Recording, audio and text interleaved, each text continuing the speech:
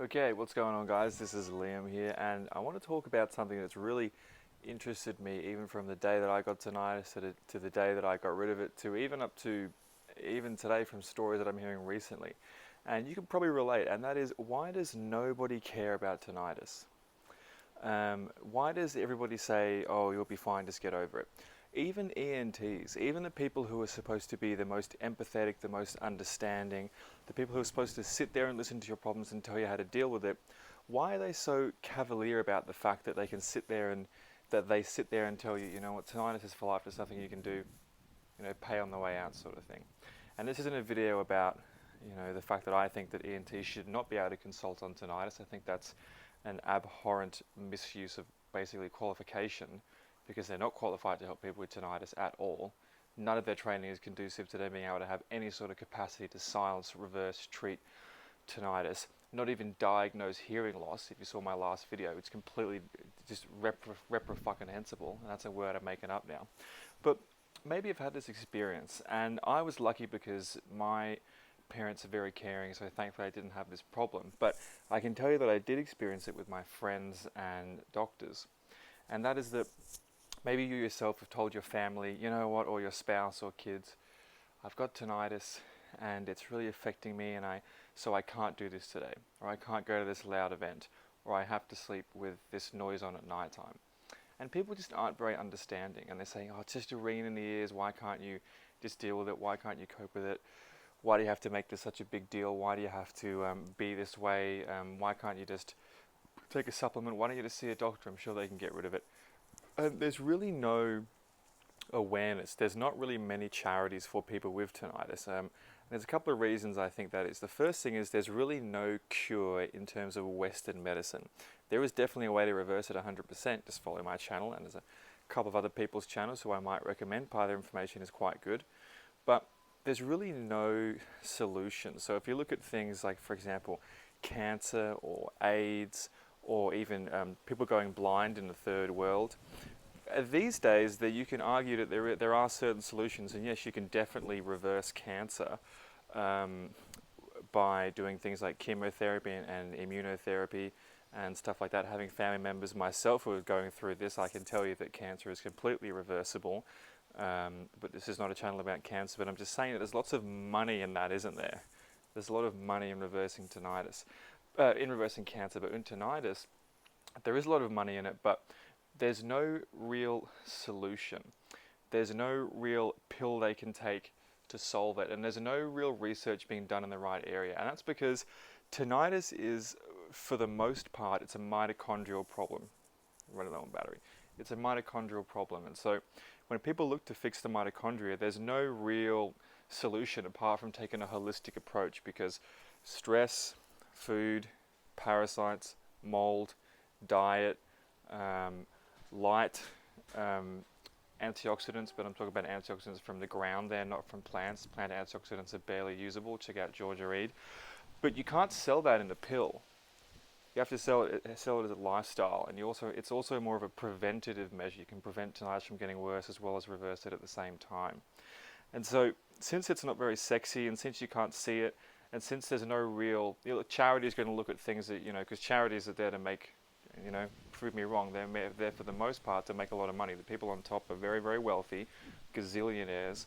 And a friend did tell me, that's because we need CEOs to run it, and they're going to be headhunted by other companies, so we need to pay them a lot of money. But even the people who aren't CEOs make a lot of money as well, the owners, for example. That's a whole other story altogether. But you can't exactly get a picture of someone, a poor little child dying in bed, and say, look at this poor child, please donate money to this child, we need help for little Samantha or little Jane or whatever, because you can't see it. You can see the impact it has on somebody's life, but then because it's not multiple sclerosis, or it's not blindness, or it's not losing limbs, or it's not being a victim of sexual abuse or anything like that, it's not very tangible, it's not very emotional, and there's not much awareness about it. And so that's why there's no one ever has heard about tinnitus until you've been afflicted with it. Plenty of people have heard about cancer and AIDS and blindness, and there's a chance that they go through their entire life without having someone directly in their circle of friends, family, or workmates that have been afflicted by it, or even die from it or be afflicted by it. So that's kind of my view on why really no family members care about it.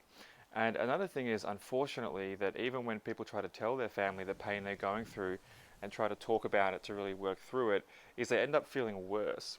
Because the more that they explain it, the more that their family thinks they're being unreasonable. Why does it matter so much? Why can't you just ignore it? Why can't you just deal with it? You know, there are plenty of things that are worse in life. And that's one point that I'm going to have to definitely disagree with. There's not much worse in life than having 10 out of 10 tinnitus. I have people who get tinnitus right after childbirth and they say, Liam, I would give birth once every month for the rest of my life if it meant that I could get rid of this tinnitus. I have women who get breast cancer and they end up getting a double mastectomy, which is when you get both breasts removed. And they say, Liam, I would rather go through the surgery once every month and get rid of this tinnitus. I would rather have the cancer and be going through chemotherapy and vomiting my guts up 7 days a week than have this again. Because if you have, let's say, diabetes or heart disease or cancer or something like that, you can still get moments of brief periods of where it's not there and you're not really thinking about it. Even if you end up getting in a serious accident and you're paraplegic and you can't walk, everyone at some point in their day or their week is going to sit down and watch TV and forget about it. With tinnitus, it's always there, depending on how loud it is and how much you've implemented and where it is now. So people just don't really understand, do they? And that's the important thing, I think, about finding a community of people that really do understand where you're coming from, who are positive. At the moment, if you go to every single tinnitus forum or website, it's a shithole.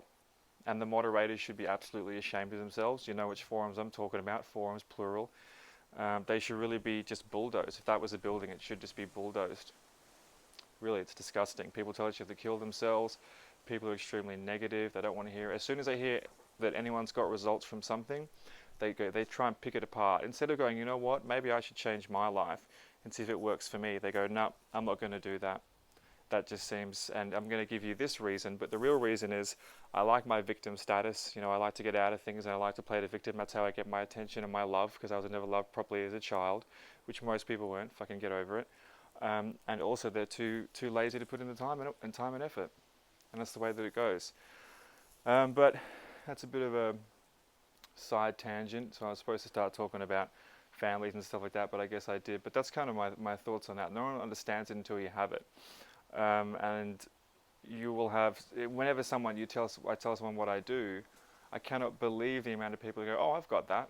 Like, yeah, no, my wife just tells me to get over it, or my husband just tells me to get over it, or, you know, my son has that and I don't know what he's going through, but I can see he's in a lot of pain, because it really is silent. You know, it's like there's never really, and there's not anything else like that. If you're blind, you can see the person that can't see, and everyone likes to give them help across the road and feel good about themselves. But not many people like to spend time with people with tinnitus and help them out, or even give them the time of day in a doctor's office. Anyway, that's just a bit of I know I went on a couple of tangents there, but it's just stuff I've been thinking about, which is a real shame, which is why I want to open up a clinic in Melbourne and London, because I've got dual citizenship.